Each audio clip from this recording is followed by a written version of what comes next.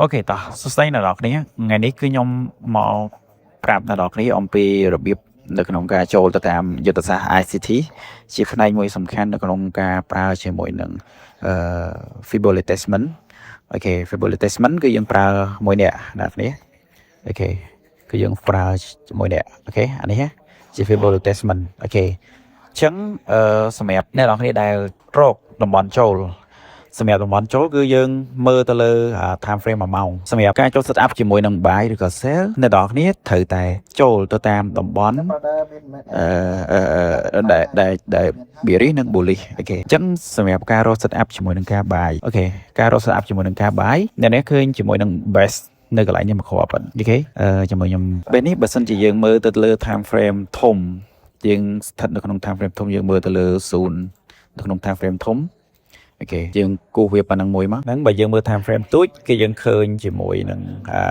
តំបន់ retestment របស់វាអូខេវាឬក៏ pull back ហ្នឹង time frame ទូចនេះយើងមើល time frame 15អូខេប៉ុន្តែយើង trade ជាមួយនឹង1ម៉ោងអូខេរបៀបនៅក្នុងការចាប់គឺក្នុងចាប់នេះយើងចាប់បែបម៉េចរបៀបក្នុងការចាប់គឺយើងមើលជាមួយនឹង Fibonacci retestment អូខេយើងគូសវាមកយើងប្រើជាមួយនឹង 0.5 អូខេអញ្ចឹងយើងឃើញ 0.5 យើងគូស 0.5 អានេះវាជា 0.5 យើងអាចចូលទៅកាន់ការបាយបានយើងអាចចុចបាយនៅកន្លែងហ្នឹងបានអូខេហើយចំពោះការ set up ជាមួយនឹងការ sell Fibonacci អ្នកនរគ្នាអាចចូលទៅវាស់ជាមួយនឹងតំបន់ដែលយើងមើលជាកន្លែងដែលវា pull back ជា bullish អញ្ចឹងយើងរកចំណុច bullish ឲ្យឃើញថាចំណុចនៃការ buy war Fibonacci គឺយើងវាស់ជាមួយនឹង bearish នៅក្នុងការដែលយើង set up នៅក្នុងការ buy សម្រាប់bullish គឺយើងវាស់ជាមួយនឹង Fibonacci retestment នៅក្នុងការដែលយើង sell អូខេអញ្ចឹងយើងវាស់បែបម៉េចអញ្ចឹងអ្នកនរឃើញហើយចំណុចនៅកន្លែងនេះអ្នកនរអាចវាស់បានអូខេអាចចុចវាស់វាយើងប្រើជាមួយនឹង 0.5 យើងហៅចំណុច 0.5 ចំណុចកណ្ដាលអញ្ចឹងយើងឃើញថាចំណុចដែលយើងគួរតែបាយគឺតាំងពី44.15ឬក៏44.16នៅក្នុងតម្លៃ40ជាងនេះអូខេអញ្ចឹងអ្នកនរគ្នាអាច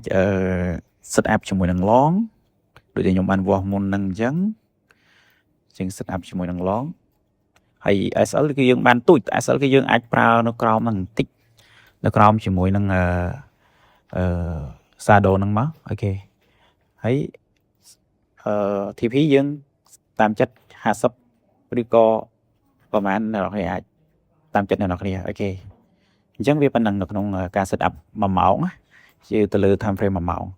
ហើយសម្រាប់Fibonacci ជាមួយនឹងការចូលទៅ short អូខេ short យើងអាចមើលបានហើយយើងចូលទៅហើយ SL គឺយើងដាក់នៅលើនេះក៏បានឬក៏អ្នកនរដាក់លើនេះបន្តិចក៏បានដោយសារណាអញ្ចឹងយើងអ្វីដែលវាសុវត្ថិភាពគឺយើងដាក់លើនេះបន្តិចទៅអូខេអញ្ចឹងសម្រាប់វីដេអូហ្នឹងគឺចាញ់តែមានតែប៉ុណ្្នឹងទេហើយសង្ឃឹមថាអ្នកនរគ្នានឹងចាប់បាននៅចំណុចសំខាន់ទាំងពីរនេះ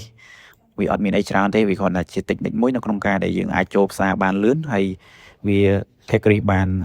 ជាមួយនឹង SL ទូចណាអូខេអរគុណច្រើន